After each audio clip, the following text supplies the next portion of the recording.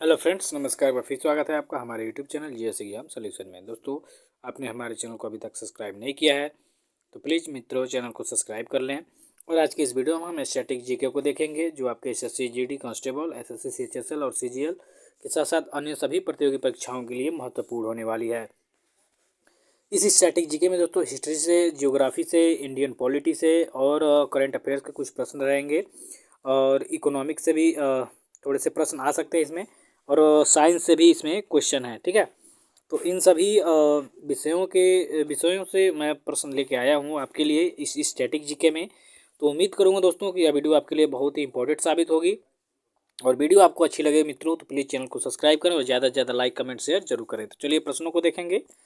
आज का पहला प्रश्न आपके सामने आ चुका है मित्रों कि उच्च न्यायालय के न्यायाधीशों की नियुक्ति कौन करता है। विकल्प ए है राष्ट्रपति, बी है राज्यपाल, सी है सर्वोच्च न्यायालय और डी है प्रधानमंत्री। तो उच्च न्यायालय के न्यायाधीशों की जो नियुक्ति होती है दोस्तों, वो राष्ट्रपति के द्वारा की जाती है। तो विकल्प आपका ए क्या होगा मित्रों? सही जवाब होगा कि उच्च न्यायालय के न्यायाधीशों की नियुक्ति राष्ट्रपति के द्वारा होती है। नेक्स्ट क्वेश्चन है मित्रों आपका कि लोधी वंश का संस्थापक कौन था। वेरी मोस्ट इंपॉर्टेंट क्वेश्चन है ये। विकल्प ए है इब्राहिम लोधी, बी है बहलोल लोधी, सी है सिकंदर लोधी और डी है खिरिच खां। तो लोधी वंश का जो संस्थापक था दोस्तों, वह आपका बहलोल लोधी था। कौन था दोस्तों? बहलोल लोधी। तो विकल्प आपका बी जो होगा, यह होगा इसका सही उत्तर, बहलोल लोधी। तीसरे नंबर का प्रश्न है कि प्रायद्वीपीय भारत की सबसे बड़ी नदी कौन है। विकल्प ए है कृष्णा नदी, बी है नर्मदा नदी, सी है गोदावरी नदी और डी है कावेरी नदी। तो प्रायद्वीपीय भारत की सबसे बड़ी नदी की बात करेंगे दोस्तों, तो गोदावरी नदी जो होती है, यह दक्षिण भारत की गंगा नदी के नाम से भी जानी जाती है और सबसे बड़ी भी जानी जाती है, ठीक है। तो यह प्रायद्वीपीय भारत की सबसे बड़ी नदी है कौन? गोदावरी नदी। तो विकल्प आपका सी होगा, राइट आंसर। चौथे नंबर का प्रश्न है किसे कोशिका का पावर हाउस कहा जाता है। विकल्प ए है लाइसोसोम, बी है तंत्रिका तंत्र, सी है राइबोसोम्स और डी है माइटोकॉन्ड्रिया। तो दोस्तों कोशिका का पावर हाउस या कोशिका का ऊर्जा गृह जो होता है, वह माइटोकॉन्ड्रिया को कहा जाता है। किसको? माइटोकॉन्ड्रिया को। तो माइटोकॉन्ड्रिया जो आपका दिख रहा है ऑप्शन में, विकल्प डी, ये क्या हो जाएगा? सही उत्तर हो जाएगा। तो विकल्प आपका डी हो जाएगा सही उत्तर कि कोशिका का पावर हाउस माइटोकॉन्ड्रिया कहलाती है। पांचवें नंबर का प्रश्न है गन्ने में लाल सड़न रोग किसके कारण होता है। विकल्प ए है कवक के द्वारा, बी है जीवाणु, सी है विषाणु और डी है कीटों द्वारा। तो गन्ने में लाल सड़न रोग जो होता है दोस्तों, वो आपके कवकों के द्वारा होता है। तो कवकों का क्या हो जाएगा? ये सही उत्तर हो जाएगा विकल्प ए, गन्ने में लाल सड़न रोग कवकों द्वारा होता है। छठे नंबर का प्रश्न है दोस्तों कि सिरके में कौन सा अम्ल पाया जाता है। विकल्प ए है फार्मिक अम्ल, बी एसिटिक अम्ल, सी लैक्टिक अम्ल और डी है टार्टरिक अम्ल। तो सिरके में अगर जो अम्ल की बात करें दोस्तों, तो इसमें एसिटिक अम्ल पाया जाता है, ठीक है। एसिटिक एसिड जो है इसमें पाई जाती है। और एक बात और दोस्तों, अगर जो आपको प्रमुख पदार्थों में अम्ल माने कौन कौन से पदार्थों में कौन कौन से अम्ल पाए जाते हैं, इसका अगर जो वीडियो चाहिए तो आप कमेंट करके हमें बताएंगे। यहाँ से इसका एक वीडियो चाहिए तो इसका मैं अलग से एक वीडियो बना के आपको दूंगा, ठीक है। तो अगर जो आपको चाहिए तो आप कमेंट करेंगे कि हाँ सर, हमें ये अम्लों से संबंधित प्रश्न चाहिए, तो मैं आपको कल हो सकता है आपको वीडियो दे दूँगा, ठीक है। तो एसिटिक अम्ल हो जाएगा इसका, सिरके में एसिटिक अम्ल पाया जाता है।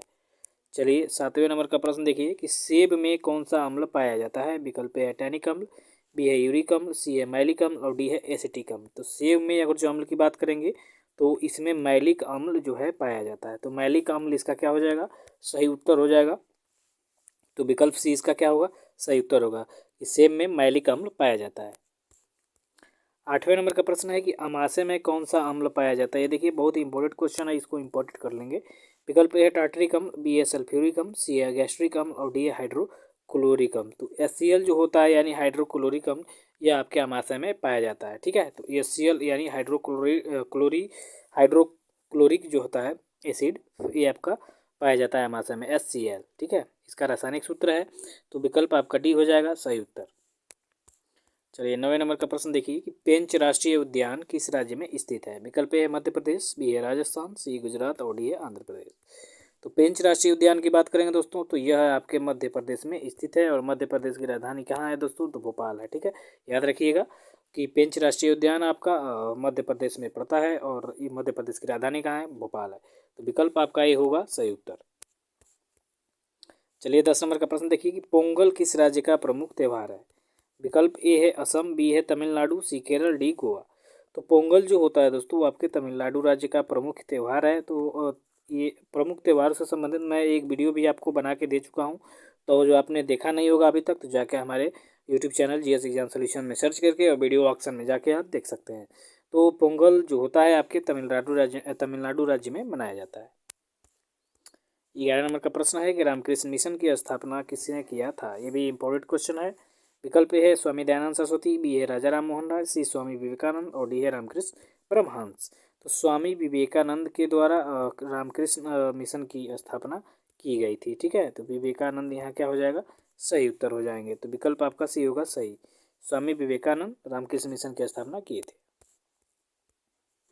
12 नंबर का प्रश्न है कि एलोरा की गुफाओं का निर्माण किसने करवाया। विकल्प है पल्लवों ने, बी है सातवाहनों ने, सी है चोलों ने और डी है राष्ट्रकूटों ने। तो एलोरा की गुफाओं का जो निर्माण कराने वाले व्यक्ति राजा थे वो थे राष्ट्रकूट वंश के राजा। ठीक है, तो राष्ट्रकूटों ने क्या किया था दोस्तों, आपके एलोरा की गुफाओं का निर्माण करवाया था। 13 नंबर का प्रश्न है कि अलाई दरवाजा किसने बनवाया था। विकल्प ए है अलाउद्दीन खिलजी, बी है कुतुबुद्दीन ऐबक, सी है इल्तुतमिश और डी है अकबर। तो अलाई दरवाज़ा जो है आपका अलाउद्दीन खिलजी ने बनवाया था। तो विकल्प इसका ए क्या होगा, सही उत्तर कि अलाई दरवाज़ा जो है अलाउद्दीन खिलजी ने बनाया था, जो खिलजी वंश का शासक था। ठीक है, यह खिलजी वंश जो है दिल्ली सल्तनत के अधीन ये था। ठीक है, तो दिल्ली सल्तनत के राजवंशों में से एक था राजवंश खिलजी वंश और इसी के राजा थे अलाउद्दीन खिलजी, जिन्होंने क्या किया था, अलाई दरवाज़ा बनवाया था।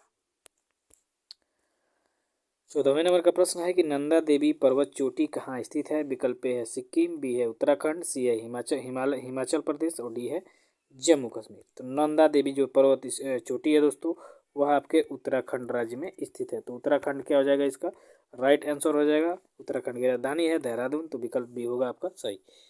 ठीक है, नंदा देवी पर्वत चोटी जो है आपका उत्तराखंड में स्थित है और उत्तराखंड की राजधानी का है देहरादून। ऐसे ही 15 नंबर का प्रश्न देखेंगे कि भारत में सबसे पहले छपाई मशीन कौन लाए भारत में। ठीक है, यानी भारत में सबसे पहले छपाई मशीन लाने वाले कौन थे।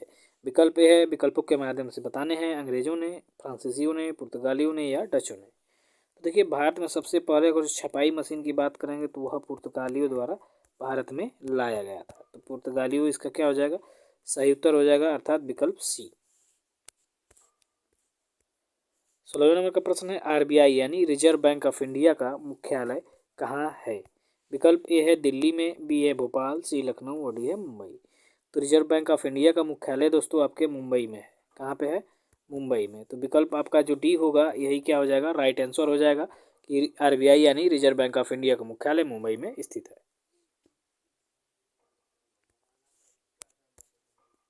17 नंबर का प्रश्न है कि राष्ट्रीय पर्यावरण शोध संस्थान कहाँ स्थित है। विकल्प है नागपुर, बी है देहरादून, सी लखनऊ और डी है दिल्ली। तो राष्ट्रीय पर्यावरण शोध संस्थान जो है दोस्तों आपके नागपुर राज्य में स्थित है। तो विकल्प आपका ये क्या हो जाएगा, सही उत्तर हो जाएगा कि राष्ट्रीय पर्यावरण शोध संस्थान आपके नागपुर में स्थित है। 18 नंबर का प्रश्न है कि राष्ट्रीय मानवाधिकार आयोग की स्थापना कब हुई थी। विकल्प ए है 1952, विकल्प बी है 1993, विकल्प सी है 2000 में और विकल्प डी है 1991 में। तो राष्ट्रीय मानवाधिकार दिवस की आयोग की जो बात करेंगे तो इसकी स्थापना हुई थी 1993 में, 1993 में। तो विकल्प आपका क्या हो जाएगा, B is a right answer.